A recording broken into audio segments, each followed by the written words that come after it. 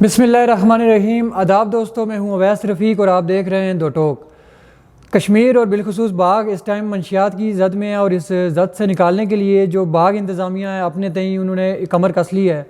S P باغ خرم اقبال صاحب نے منشیات اور منشیات فروشوں کے خلاف اعلان جنگ کر دیا، اور یہ چیز ہم نے کافی ایک دو ہفتے سے یہ نوٹ بھی کی ہے کہ جو باغ میں کارروائیاں ہو رہی ہیں منشیات فروشوں کے خلاف وہ کافی حد تک بڑھ چکی ہیں، اور ان میں انتظامیہ کو وہ کامیابی بھی مل رہی ہے۔ اس بات کو سراہنا بھی چاہیے اور اس بات کی یہ دعا کرنی چاہیے کہ جو ایس پی باغ ہیں خرم اقبال صاحب، انہوں نے جو کمر کسی ہے وہ اسی طرح سے اس کے خلاف ایکشن میں رہیں۔ اور لیکن عوامی حلقوں کی طرف سے بھی ایک سوال کیا جا رہا ہے، وہ سوال یہ ہے کہ جو منشیات پکڑی جاتی ہے وہ منشیات کہاں پہ جاتی ہے؟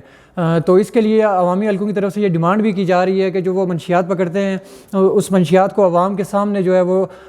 ضائع کر دیں، اس کو ڈیزالو کر دیں، تاکہ جو ہمارا اعتماد ہے انتظامیہ پہ وہ اسی طرح سے بحال رہے۔ اور ساتھ میں سوشل میڈیا پہ جو دیکھا گیا کہ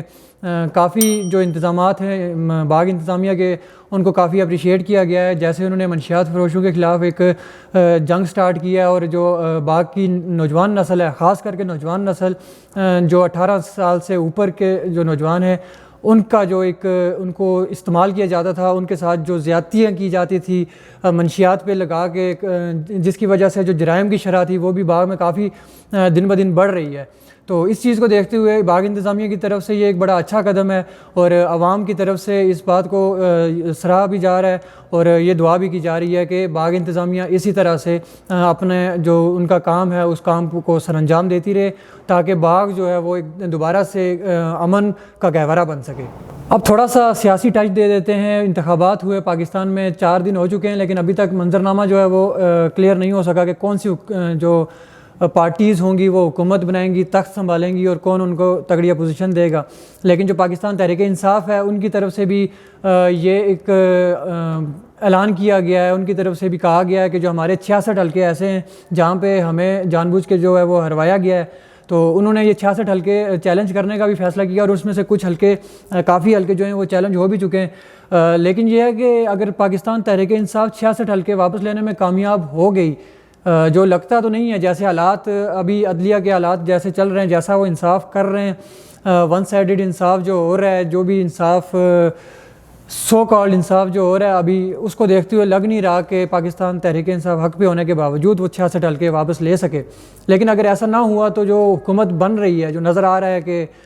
وہی جو میں آپ کو اپنے پہلے ولاگ میں بھی بتا چکا تھا کہ پی ڈی ایم طرز کی حکومت، جیسے وزیر اعظم شپ ہوگی وہ جائے گی پاکستان پیپلز پارٹی کے پاس، اور جو اسپیکر شپ ہوگی وہ بھی اسپیکر کی سیٹ بھی پاکستان پیپلز پارٹی، اور وزیر اعلیٰ اور صدر جو ہیں وہ مسلم لیگ نون سے ہوں گے۔ چانسز ایسے ہی لگ رہے ہیں کیونکہ 16 ماہ کی جو حکومت چل رہی تھی اس میں پاکستان پیپلز پارٹی نے ساتھ دیا تھا مسلم لیگ نون کا، تو ابھی شاید یہ ڈیمانڈ کی جائے کہ ہم نے تب آپ کا ساتھ دیا تھا، آج آپ ہمارا ساتھ دے کے بلاول بھٹو کو وزیر اعظم بنوائیں تاکہ ہم پھر آپ کا ساتھ بھی دیں۔ ابھی کچھ دنوں میں یہ چیز کلیئر ہو جائے گی کہ اونٹ کس کروٹ بیٹھے گا، لیکن جو پاکستان تحریک انصاف کے حمایت یافتہ منتخب اراکین تھے ان کی طرف بھی دوڑیں لگ چکی ہیں، اور ان کی طرف کوشش کی جا رہی ہے کہ ان کو اپنے ساتھ ملایا جائے۔ اس کا ایک جو نتیجہ ہے وہ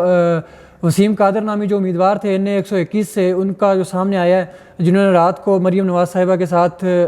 ملاقات کے بعد جو ہے وہ یہ اعلان کیا ہے کہ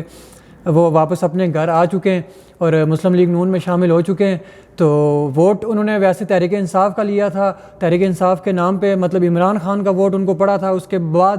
ان کا تو یہ ایک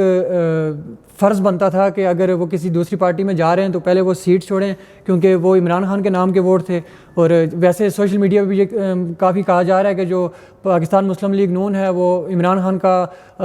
جو جھوٹا ہے وہ کھانے کی عادی ہو چکی ہے۔ تو اس لیے یہ دیکھتے ہیں کہ ابھی اور کتنے امیدوار ہیں وہ جو پاکستان تحریک انصاف کے نامزد امیدوار تھے، اگر اس پہ کوئی ریئیکشن نہ لیا گیا، یہ جو وسیم قادر نامی امیدوار تھے اس پہ کوئی ریئیکشن نہ لیا گیا، تو پھر جو باقی جن کا ضمیر جاگتا ہے ان کا ضمیر بھی جاگے گا، تب وہ دیکھیں گے کہ عوام کا اس طرح سے کوئی ریئیکشن نہیں آ رہا۔ تو دولت ایسی چیز ہے کہ وہ بڑے بڑوں کا ضمیر جگا دیتی ہے۔ ابھی دیکھتے ہیں کہ یہ جو دھمکیاں چل رہی ہیں، جو کیونکہ ایک اور بیان سامنے آیا کہ مجھے بھی کافی کالز کی گئی، ایک اور امیدوار تھے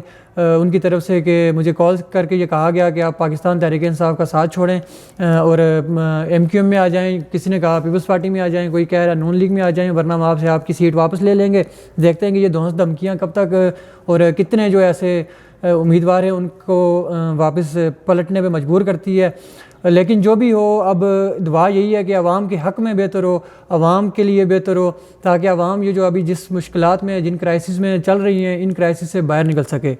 ملتے ہیں آپ سے اپنے اگلے ولاگ میں۔ اپنا اور اپنے ارد گرد رہنے والوں کا بہت خیال رکھیے گا۔ ہمارا یوٹیوب چینل اور فیس بک پیج کو فالو کیجئے۔